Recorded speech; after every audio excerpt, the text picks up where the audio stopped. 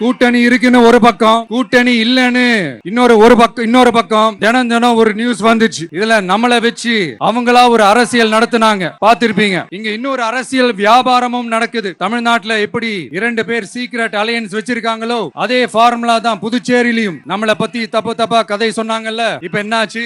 இப்ப நாம தனியா நிக்கிறப்பவே நம்ம யார் கூடவும் நேரடியாகவும் மறைமுகமாகவும் ஒட்டி உறவாடவே இல்லன்னு தெரிஞ்சிருச்சு. நாம அப்படிதாங்க, சும்மா தில்லா கெத்தா கட்ஸா மக்களை நம்பி வா பாத்துக்கலான்ற கேட்டகரி தான். நாம நம்ம மக்கள் பக்கம் நிக்கிறோம், நம்ம மக்கள் நம்ம பக்கம் நிக்கிறாங்க.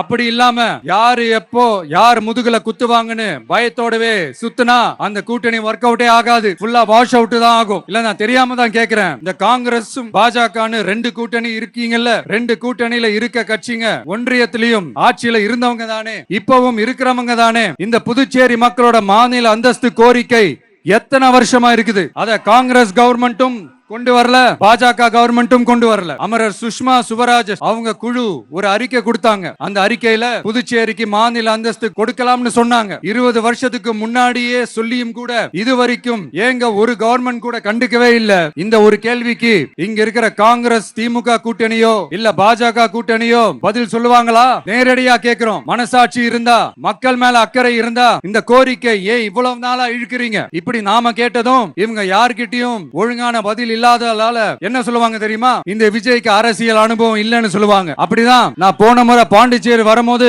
அந்த ரேஷன் கடை பிரச்சனையை பத்தி நான் ஒன்னு சொல்லியிருந்தேன். அப்படியே ஒரு வாதத்துக்கு நான் தெரியாம சொன்னேன்னு கூட வெச்சுக்கோங்க. ஆனா விகடன் வெப்சைட்ல ஒரு நியூஸ் போட்டாங்களே, அதுல என்ன சொன்னாங்க? சுமார் 15 வருஷத்துக்கு முன்னாடியே ரேஷன் கடைகள்ல கோதுமை, மைதா, சர்க்கரை, எண்ணெய் உள்ளிட்ட அத்தியாவசிய பொருட்களோட விநியோகம் நிறுத்தியாச்சு. சிகப்பு அட்டைக்கு 20 கிலோ, மஞ்சள் நிற அட்டைக்கு 10 கிலோன்னு அரிசி மட்டும் இலவசமா வழங்கப்பட்டு வந்துச்சு. அதுவும் கடந்த 2016ஆம் ஆண்டு கவர்னராக இருந்த கிரண்பேடி அவர்கள் அரிசி கொள்முதல்ல மிகப்பெரிய முறைகேடு நடக்கிறதா சொல்லி அரிசிக்கு பதிலா பேங்க் அக்கவுண்ட்ல மக்களுக்கு பணம் போடுறதுக்கு உத்தரவு போட்டாங்க. ரேஷன் கடைன்னு ப்ராப்பரா இருந்த இடத்துக்கு வருஷ கணக்கா வாடகை தரல. அதனால அந்த பில்டிங் ஓனர்ஸ் கடையை பூட்டிட்டாங்க.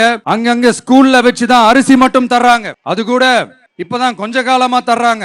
அதை விட இன்னொன்னும் சொல்லி இருந்தாங்க, ரேஷன் கடை ஊழியர்களுக்கு 5 வருஷமா சம்பளமும் தரலன்னு சொல்லி இருந்தாங்க. விஜய் தெரியாம சொன்னாருன்னு மினிஸ்டர்ஸ்ல இருந்து கவர்மெண்ட்ல இருக்கிறவங்க எல்லாரும் சொன்னாங்கல்ல.